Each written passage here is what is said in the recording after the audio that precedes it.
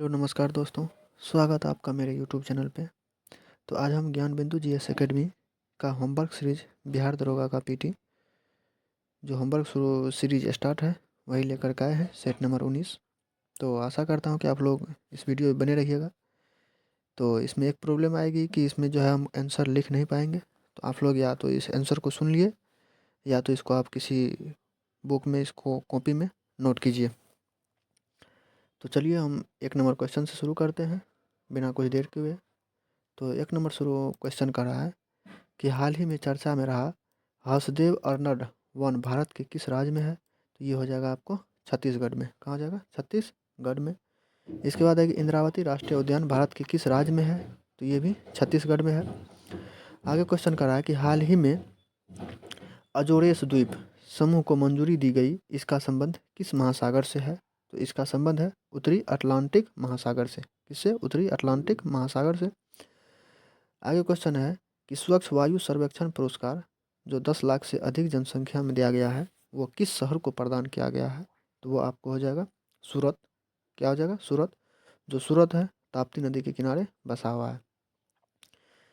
आगे है कि विश्व वन स्थिति रिपोर्ट के अनुसार वन सर्वेक्षण में वृद्धि दर्शाने वाले शीर्ष देशों में से भारत का स्थान कितना है। शीर्ष देशों में से भारत का स्थान कितना है? तो भारत का स्थान है तीसरा, और पहला स्थान पर चीन है और दूसरा स्थान पर ऑस्ट्रेलिया है। आगे क्वेश्चन कर रहा है कि विश्व वायु गुणवत्ता रिपोर्ट 2024 के अनुसार सही कथन चुनिए। कर रहा है कि इस रिपोर्ट के अनुसार सर्वाधिक प्रदूषित शहरों में 83 शहर भारत के हैं। ये सही है। इसके बाद है दिल्ली लगातार चौथी बार विश्व का सबसे प्रदूषित राजधानी बनी है। ये भी सही है। इसके बाद है कि बेगूसराय वैश्विक स्तर पर सबसे प्रदूषित शहरों की सूची में आया है। ये भी सही है। तो इसका तीनों ऑप्शन सही हो जाएगा। आगे क्वेश्चन है कि विश्व मौसम विज्ञान संगठन द्वारा अभी तक का सबसे गर्म वर्ष किस वर्ष को माना जाता है। तो अभी तक का सबसे गर्म वर्ष 2023 को माना गया है। चलिए आगे क्वेश्चन है कि भारत में हिम तेंदुआ का पहला सर्वेक्षण किया गया जिसमें तेंदुआ की सर्वाधिक संख्या किस राज्य में दर्ज की गई है। तो तेंदुआ की सर्वाधिक संख्या जो है उत्तराखंड में दर्ज की गई है। कहाँ पर? न उत्तराखंड में नहीं, लद्दाख में। कहाँ पे? लद्दाख में। और ये हेमिस नेशनल पार्क में किया गया है। और हेमिस नेशनल पार्क जो है सर्वाधिक ऊंचाई पर है। ये भारत का सबसे ऊंचा राष्ट्रीय उद्यान है। तो ये हो जाएगा हेमिस, लद्दाख में है। ठीक है। आगे क्वेश्चन पे चलते हैं। 8 नंबर क्वेश्चन करा है कि हाल ही में भूख से पीड़ित लोगों को भोजन खिलाने के लिए किस देश ने 200 हाथियों को मारने का निर्णय लिया है। 200 हाथियों को मारने का निर्णय लिया है जिम्बाब्वे। कौन लिया है? जिम्बाब्वे। और जिम्बाब्वे की राजधानी आपको हरारे हो जाएगा। कहाँ? हरारे। और जिम्बाब्वे जो है इधर हाल ही में मुद्रा को चेंज किया है। इसका मुद्रा अब हो गया है ZIG। ZIG। 9 नंबर क्वेश्चन है कि स्वच्छता सर्वेक्षण में भारत के किस शहर को सबसे स्वच्छ शहर घोषित किया गया है। तो ये आपको हो जाएगा इंदौर। क्या हो जाएगा? इंदौर हो जाएगा। इंदौर 7 बार मतलब स्वच्छता की ओर कदम बढ़ाया है। इसका बाद हो जाएगा भारत की पहली वाटर प्लस सिटी कौन सी है। तो ये भी आपको इंदौर हो जाएगा। आगे क्वेश्चन है कि हरित घोषणा पत्र 2024 किस राज्य द्वारा जारी किया गया है। तो ये आपको हो जाएगा हरियाणा। क्या हो जाएगा? हरियाणा। आगे क्वेश्चन है कि तुजू दर्रा हिमालय के किस पर्वतीय भाग में अवस्थित है तथा यह किस राज्य में है। तो तुजू दर्रा हिमालय के उत्तर पूर्वी भाग में स्थित है और यह जो है आपको मणिपुर में स्थित है। कहाँ पे स्थित है? मणिपुर में। आगे क्वेश्चन है कि जब प्रकाश की किरण किसी एक माध्यम से दूसरे माध्यम में जाती है तो अपने पथ से विचलित हो जाती है। इस प्रकाश की घटना को क्या कहते हैं। तो इसको प्रकाश का अपवर्तन कहते हैं। 13 नंबर क्वेश्चन है कि वन्यजीव सर्वेक्षण को किस वर्ष पारित किया गया था। वन्यजीव सर्वेक्षण को किस वर्ष पारित किया गया था। तो ये आपको किया गया था 1972 में। और यहाँ पे और कुछ एक दो पॉइंट याद कीजिएगा कि पर्यावरण संरक्षण अधिनियम 1986 में आया था और स्टॉकहोम सम्मेलन 1972 में हुआ था। थोड़ा ये सब को आप आंसर को नोट करते जाइएगा क्योंकि थोड़ा लिखने में प्रॉब्लम आ रही है, तो इसको भी हम जल्द ही सॉल्व कर लेंगे लिखने वाले प्रॉब्लम को। आगे क्वेश्चन है कि वर्ष 2019 में रोलेक्ट एक्ट के खिलाफ सत्याग्रह का आह्वान किसके द्वारा किया गया था। तो ये किया गया था महात्मा गांधी के द्वारा। आगे क्वेश्चन है कि लोकसभा और विधानसभा के लिए वयस्क मताधिकार का आह्वान किस अनुच्छेद के तहत किया जाता है। तो ये किया जाता है आर्टिकल 326 के तहत। और आर्टिकल 326 है भाग 15 में। आगे क्वेश्चन है कि हाइड्रोक्लोरिक अम्ल और सोडियम हाइड्रा ऑक्साइड के विलयन के अभिक्रिया से उत्पन्न लवण को क्या कहते हैं? उत्पन्न लवण को क्या कहते हैं? तो इसको कहते हैं H2O प्लस NaCl। चलिए आगे क्वेश्चन देखते हैं 17 नंबर में कह रहा है कि संसद के किस सदन द्वारा संकल्प पारित कर राष्ट्रपति को भेजा जाता है तो वह आपातकाल वापस लेने के लिए बाध्यकारी होता है? तो ये आपको हो जाएगा लोकसभा। क्या हो जाएगा? लोकसभा। 18 नंबर क्वेश्चन है कि आपात उपबंध और प्रशासनिक विवरण से संबंधित प्रावधान किस ब्रिटिश अधिनियम के लिए गए थे? किस अधिनियम के लिए गए थे? तो ये हो जाएगा भारत शासन अधिनियम 1935। अब देखिए, भारत शासन अधिनियम 1935 जो हुआ था, इस भारत शासन अधिनियम में बहुत चीज़ हुआ था, जिसमें जैसे हो गया प्रांतों का स्वायत्ता हुआ था भारत शासन अधिनियम में। सुप्रीम कोर्ट या भारत के लिए फेडरल कोर्ट इसी 1835 के अधिनियम में हुआ था। RBI 1835 के अधिनियम में हुआ था। और महत्वपूर्ण बात यह है कि 1835 के अधिनियम से 250 से अधिक संविधान इसमें जोड़ा गया है। चलिए ठीक है। आगे है कि वर्नाकुलर प्रेस एक्ट 1978 किस वायसराय के समय लाया गया था? तो ये यहाँ पे 1978 नहीं होगा, यहाँ पे 1878 होगा। इसको आप कर लीजिएगा 1878, इसको 1978 को काट के। कह रहा है कि वर्नाकुलर प्रेस एक्ट 1878 किस वायसराय के समय लाया गया था? तो ये आपको हो जाएगा लाया गया था लीटन के समय। किसके समय? लीटन के समय 1878 में, और समाप्त किया गया था 1882 में लॉर्ड रिपन के समय। ठीक है। और लीटन के समय में 1878 में प्रेस अधिनियम भी आया था और स्ट्रेची आयोग भी आया था। आगे क्वेश्चन है कि किस नृत्य शैली के विकास का क्षेत्र 15वीं सदी के संत शंकर देव को दिया जाता है? शंकर देव को दिया जाता है। तो ये हो जाएगा, क्या हो जाएगा? सत्रिया। क्या हो जाएगा? सत्रिया, जो कि असम का शास्त्रीय नृत्य है। इसके बाद है कि नाइट्रोजन युक्त उर्वरक के उत्पादन में भारत का स्थान क्या है? नाइट्रोजन युक्त उर्वरक के उत्पादन में भारत का स्थान कितना है? तो ये भारत का स्थान है तीसरा। कितना है? तीसरा। और नाइट्रोजन थी क्या कहते हैं 17, हाँ तीसरा स्थान है। और यूरिया उर्वरक में दूसरा है। यूरिया उर्वरक में दूसरा है। आगे क्वेश्चन है कि एक ही तल के उन परमाणुओं को जिनकी द्रव्यमान संख्या अलग अलग हो तथा रासायनिक गुण समान हो परंतु द्रव्यमान भिन्न भिन्न हो, उसे क्या कहते हैं? तो उसे कहते हैं समस्थानिक। क्या कहते हैं? समस्थानिक। और भार अगर समान हो और क्रमांक अगर भिन्न भिन्न हो, परमाणु क्रमांक अगर भिन्न भिन्न हो, तो उसे संभारिक कहते हैं। आगे है कि गुरुमुखी लिपि की शुरुआत किस सिख गुरु द्वारा की गई थी? गुरुमुखी लिपि की शुरुआत किस सिख गुरु द्वारा की गई थी? तो ये गुरु अंगद के द्वारा की गई थी। किसके द्वारा? गुरु अंगद के द्वारा की गई थी। और गुरु अंगद जो है सिखों के दूसरे गुरु थे। कौन थे? सिखों के दूसरे गुरु। सिखों का प्रथम गुरु गुरु नानक थे। चलिए आगे क्वेश्चन है कि अपने द्रोणी और सांस्कृतिक पहल की दृष्टिकोण से भारत का सबसे बड़ा नदी तंत्र कौन सी है? तो ये हो जाएगा आपको गंगा। क्या हो जाएगी? गंगा, जो कि अलकनंदा और भागीरथी देवप्रयाग में मिलती है और देवप्रयाग से ही गंगा की शुरुआत होती है। और गंगा मैदानी भाग अपना जो प्रवेश करती है, तो मैदानी भाग में हरिद्वार के पास प्रवेश करके उत्तराखंड में बहते हुए उत्तर प्रदेश बिहार होते हुए ये पश्चिम बंगाल में जाती है। और पश्चिम बंगाल में ये नदी पश्चिम बंगाल से आगे बांग्लादेश जाती है। और पश्चिम बंगाल से आगे ये दो भाग में बढ़ जाती है, जिस एक गोदावरी बनती है और क्या कहते हैं ये हुगली बनती है। चलिए आगे क्वेश्चन है कि चुनाव आयोग ने भारतीय कम्युनिस्ट पार्टी CPI, राष्ट्रवादी कांग्रेस पार्टी NCP और तृणमूल जिसको TMC के नाम से जाना जाता है कि राष्ट्रीय पार्टी के दर्जे को कब समाप्त कर दिया गया है? तो ये आपको हो जाएगा 2023 में। कब? 2023 में। गांधी सागर और जवाहर सागर परियोजना किस नदी पर है? तो ये दोनों चंबल नदी पर है। और राणा प्रताप सागर और कोट्टा बैराज ये भी चंबल नदी पर है। तो चंबल नदी पर कै गो है सागर? एक गांधी सागर, एक जवाहर सागर, एक राणा प्रताप सागर, एक कोट्टा बैराज चंबल नदी पर है। चलिए इसके बाद है 27 में कि बहिष्कृत हितकारिणी सभा की स्थापना कब और किसके द्वारा की गई थी? तो बहिष्कृत हितकारिणी सभा की स्थापना 1924 में कौन किए थे? तो भीमराव अंबेडकर किए थे। आगे है कि ओजोन के बढ़ते छिद्र को रोकने के लिए एक अंतर्राष्ट्रीय कार्यक्रम कब और कहाँ किया गया था? तो ये किया गया था मॉन्ट्रियल प्रोटोकॉल में। कब? मॉन्ट्रियल प्रोटोकॉल में। आगे क्वेश्चन है कि किस वर्ष जिम कॉर्बेट राष्ट्रीय उद्यान का नाम बदलकर रामगंगा राष्ट्रीय उद्यान किया गया। जिम कॉर्बेट नेशनल पार्क का नाम बदलकर रामगंगा किया गया है, तो ये आपको किया गया है 2021 में। कब किया गया है? 2021 में। और आगे है कि किस यंत्र की सहायता से वायुमंडल का व्याप्त आर्द्रता की माप की जाती है, तो ये आपको हो जाएगा हाइग्रोमीटर। आगे है कि खाद्य पदार्थों के संरक्षण में किस अम्ल का उपयोग किया जाता है। खाद्य पदार्थों के संरक्षण में किस अम्ल का प्रयोग किया जाता है, तो ये आपको हो जाएगा बेंजोइक अम्ल का। आगे है महात्मा गांधी राष्ट्रीय समुद्री उद्यान किन भारतीय राज्य में अवस्थित है। किन भारतीय राज्य में अवस्थित है, तो यहाँ पे राज्य नहीं होगा, यहाँ पे यूटी कर दीजिएगा। यहाँ पे यूटी यूटी हो जाएगा, काहे कि ये जो है अंडमान और निकोबार में स्थित है। इसके बाद है कि मालदीव को मिनिकॉय से और मिनिकॉय को लक्षद्वीप से क्रमशः कौन अलग करते हैं। तो मालदीव को मिनिकॉय से 8 डिग्री चैनल अलग करती है और मिनिकॉय को लक्षद्वीप से 9 डिग्री चैनल अलग करती है।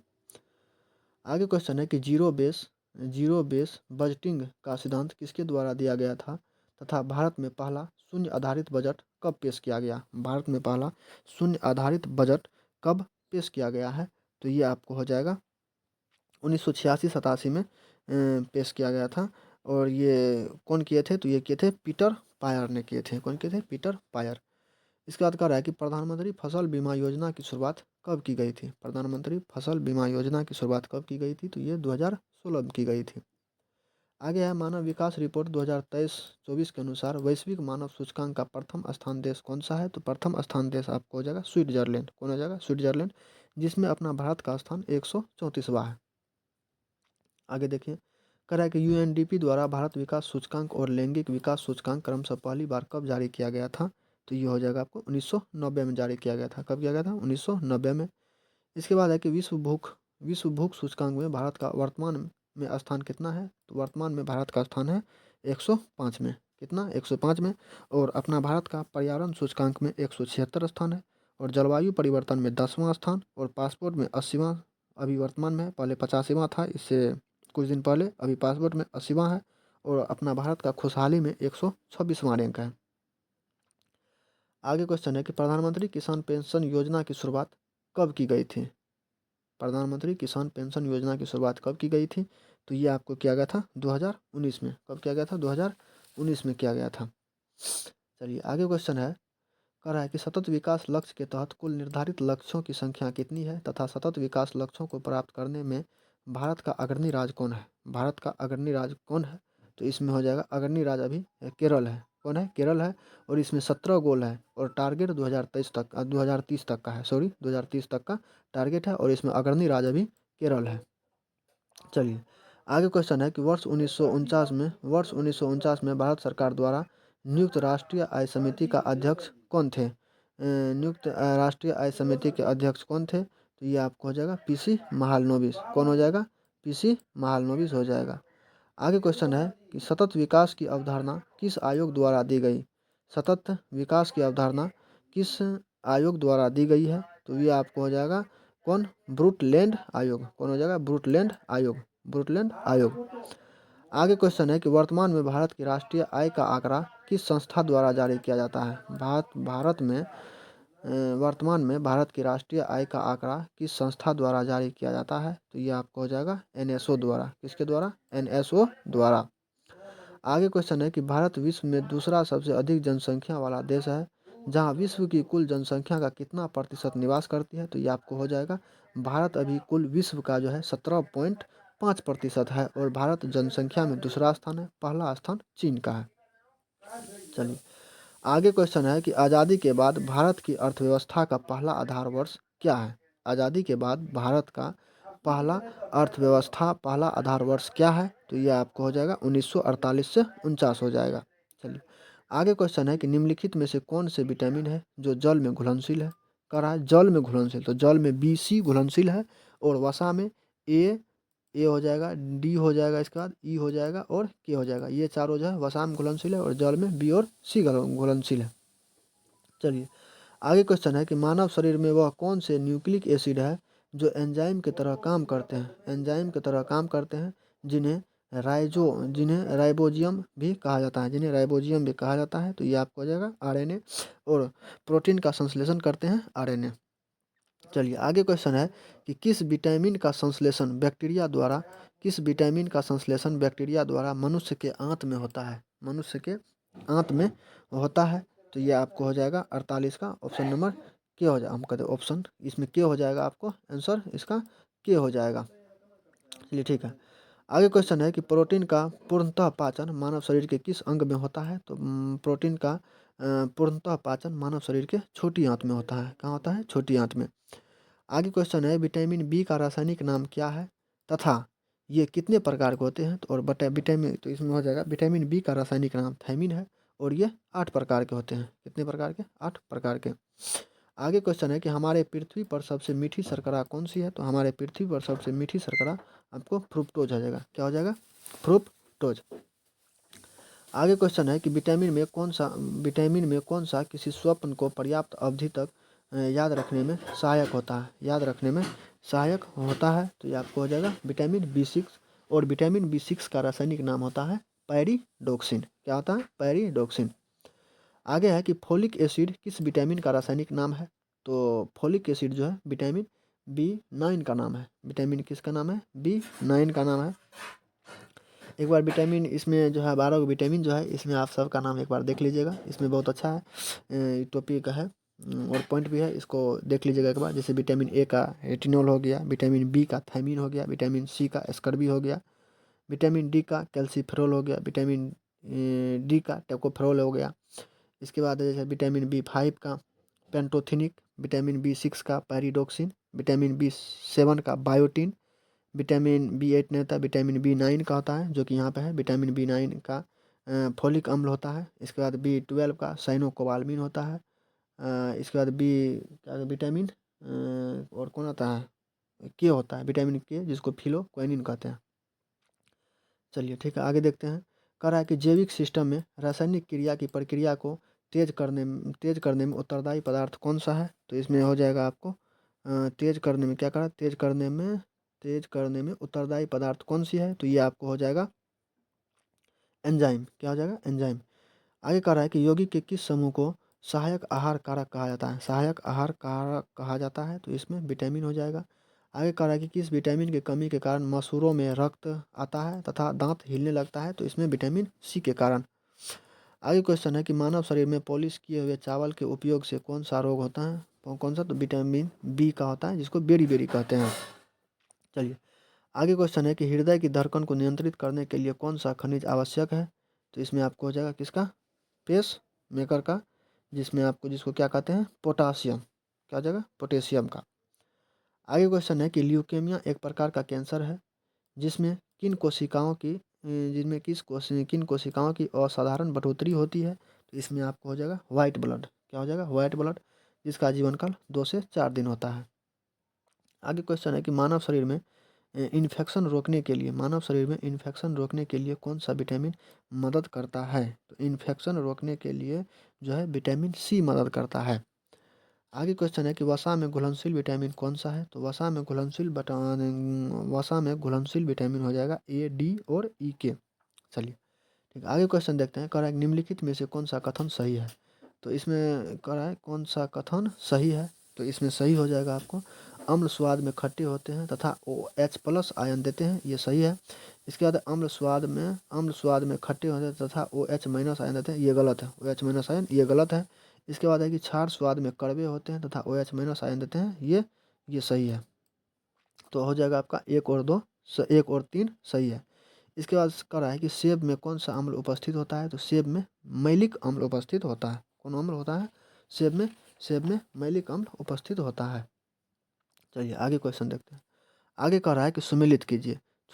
तो लैक्टिक अम्ल आपको हो जाएगा लैक्टिक अम्ल, जो कि खट्टा में पाया जाता है। इसका टार्टरिक अम्ल हो जाएगा। जो टार्टरिक अम्ल किस में पाया जाता है। तो टार्टरिक अम्ल इमली में पाया जाता है। ये भी खट्टे होता है। इसमें कह रहा है कि ऑक्जेलिक अम्ल जो है टमाटर में पाया जाता है। इसके बाद साइट्रिक अम्ल आपको नारंगी में पाया जाता है। इसके बाद क्या है कि सोडा पेय पदार्थों में कौन सा अम्ल पाया जाता है। तो सोडा पेय पदार्थ में जो है कार्बनिक एसिड पाया जाता है। इसके बाद है कि जब हम नींबू की कुछ बूंदे चाय में निचोड़ते हैं तो चाय का रंग धीरे धीरे बदलने लगता है। इसका कारण क्या है। तो इसका कारण क्या है? तो इसका कारण है कि अम्लीयता के कारण जो है ये जो है नींबू में अगर आप चाय में अगर जब थोड़ा सा नींबू अगर गाड़ते होंगे तो चाय का रंग धीरे धीरे लाल होता जाता होगा। चलिए आगे क्वेश्चन है कि निम्नलिखित कथनों पर विचार कीजिए। तो आगे क्वेश्चन है, कह रहा है कि अम्लीय विलयन का पीएच मान 7 से कम होता है। ये सही है। अम्लीय विलयन का पीएच मान कितना होता है? 7 से कम होता है। इसका मतलब क्षारीय विलयन का पीएच मान 7 से अधिक होता है। तो क्षारीय विलयन का पीएच मान सही में 7 से अधिक होता है, ये भी सही है। इसके बाद है कि उदासीन विलयन का पीएच मान 7 से कम होता है। नहीं, ये गलत है, क्योंकि उदासीन विलयन का पीएच मान 7 के बराबर होता है। और इसमें आपको हो जाएगा, कह रहा है कि उपयुक्त में से कौन सा कथन सही है? तो इसमें 1 और 2 आपको सही हो जाएगा। आगे क्वेश्चन कर रहा है कि एक विलियन लाल लिटमस को नीला करता है, उसका संभावित पीएच क्या होगा? 1 विलियन लाल लिटमस को नीला करता है तो इसका संभावित पीएच क्या होगा? तो इसका संभावित पीएच हो जाएगा आपको 7 से अधिक होगा। काहे कि कह रहा है कि लाल लिटमस को नीला करता है, लाल लिटमस को नीला करता है। जैसे एक एग्जाम्पल लेते हैं, जैसे अनिल, ट्रिक है अनिल और नील, तो मतलब नीला लिटमस पत्र को, अम्ल जो है नीला लिटमस पत्र को लाल करता है, तो अम्ल का पीएच मान 7 से कम होता है। ठीक है, तो यहाँ पे कह रहा है कि लिटमस पत्र लाल को नीला करता है, तो लाल को नीला करता है तो ये क्षार में हो गया, और क्षार जो है क्षार का पीएच मान 7 से अधिक होता है। जैसे ब्लड, ब्लड एक क्षार है जिसका पीएच मान 7.4 होता है। तो उसी तरह ये 1 विलियन लाल लिटमस पत्र को अगर नीला कर देगा तो इसका मान 7 से अधिक होगा। आगे क्वेश्चन है 69 में कि मानव रक्त की प्रकृति कैसी होती है? तो मानव रक्त की प्रकृति क्षारीय होती है, जो जिसका मानव रक्त का पीएच मान 7.4 होता है। आगे क्वेश्चन है कि किसी विलयन का पीएच मान घटता है तब विलयन में H+ आयन की सांद्रता पर क्या प्रभाव पड़ता है? तो इस पर क्या प्रभाव पड़ेगा? तो ये बढ़ जाएगा। आगे क्वेश्चन है कि एक बर्फ के टुकड़े के भीतर एक पत्थर का टुकड़ा है, यह पानी से भरे बर्तन में तैरता है। जब बर्फ पिघल जाता है तब पानी के तल पर क्या प्रभाव पड़ेगा? तो अगर देखिए, अगर इसमें सिर्फ बर्फ का अगर टुकड़ा रहता तो पानी के गिलास में कोई परिवर्तन नहीं होता। अगर बर्फ के टुकड़ा के अंदर एक पत्थर है, एक पत्थर का टुकड़ा है, तो जल में परिवर्तन होगा, क्योंकि मतलब उसका गिलास से पानी निकलेगा और गिलास में पानी बढ़ेगा। आगे क्वेश्चन है कि तैराक को नदी के मुकाबले समुद्र पानी में तैरना आसान क्यों होता है? इसलिए होता है कि समुद्र में नमी होती है और उसका घनत्व ज़्यादा होता है। आगे क्वेश्चन है कि जब कोई वस्तु किसी द्रव में पूर्णतः या आंशिक रूप से डुबाई जाती है तो उसके भार में कुछ कमी प्रतीत होती है, तथा उसके भार में आभासी कमी उस वस्तु के द्वारा हटाए गए द्रव के भारत नहीं होगा, यहाँ पे भार होगा, द्रव के भार के बराबर होती है। यह सिद्धांत कौन सा है? तो ये सब सिद्धांत आर्किमिडीज पर, डूबने तैरने वाला जितना सामान होता है ये आर्किमिडीज सिद्धांत पर कार्य करती है। आगे क्वेश्चन है कि पानी से निकलने पर शेविंग ब्रश के बाल आपस में चिपक जाते हैं, इसका क्या कारण है? तो इसका पृष्ठतनों कारण है। क्या होता है? पृष्ठतनों के कारण ये आपस में चिपक जाती है। वर्षा की बूंदें गोलाकार होती है पृष्ठतनों के कारण। देखिए आगे क्वेश्चन है कि समुद्र में प्लवन करते आइसबर्ग का कितना भाग समुद्र की सतह से ऊपर होता है? तो इसका 1/10 भाग समुद्र से ऊपर होता है। तो चलिए, आज का सेट नंबर कितना था? तो ये सेट नंबर आज 19 था। ये सेट नंबर आज आपको कंप्लीट करा दिए। ऐसे ही आपको हम रोज़ एक एक सेट लेकर के आएंगे होमवर्क सीरीज। जैसे कल हम सेट नंबर 20 लेकर के आपके पास आएंगे, तो आप लोग वीडियो को ज़रूर देखिए। थोड़ा प्रॉब्लम आ रही है कि आंसर नहीं लिख पा रहे हैं, तो आप लोग सुनिए। सुन के अगर आप लोग लिखना चाहते हैं तो लिख सकते हैं, या तो रिकॉर्डेड भी आप लोग सुन सकते हैं। तो चलिए मिलते हैं नेक्स्ट वीडियो में। आज के लिए इतना ही। जय हिंद।